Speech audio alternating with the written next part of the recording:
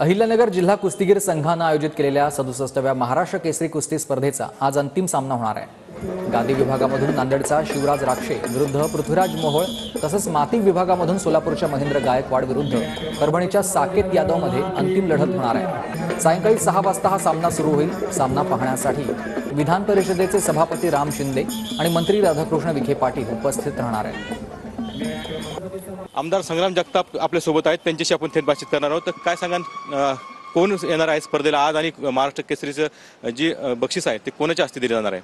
ही राज्याचे उपमुख्यमंत्री तथा अर्थमंत्री अजितदादा पवार साहेब ह्या अंतिम जो सामना होईल त्याच्यामध्ये जो महाराष्ट्र केसरी होईल त्याला एक मानाची गाथा देण्याकरता अजितदादा स्वतः उपस्थित राहणार आहे। त्याचबरोबर या जिल्ह्याचे पालकमंत्री राधाकृष्ण विखे पाटील साहेब असतील, केंद्रीय मंत्री मुरलीधर अण्णा मोहोळ साहेब असतील, त्याचप्रमाणे विधान परिषद सभापती राम शिंदे साहेब आणि विशेष करून जो विषय आहे क्रीडा खात्याचा, तर क्रीडा विभागाचे मंत्री दत्तामा भरणे हे सुद्धा या ठिकाणी उपस्थित राहणार आहेत। बक्षिसाचं स्वरूप काय असणार आहे? कशा स्वरूपाचे बक्षीस दिले जातात? त्याचं स्वरूप रोख स्वरूपात सुद्धा काही प्रमाणामध्ये बक्षीस आहे।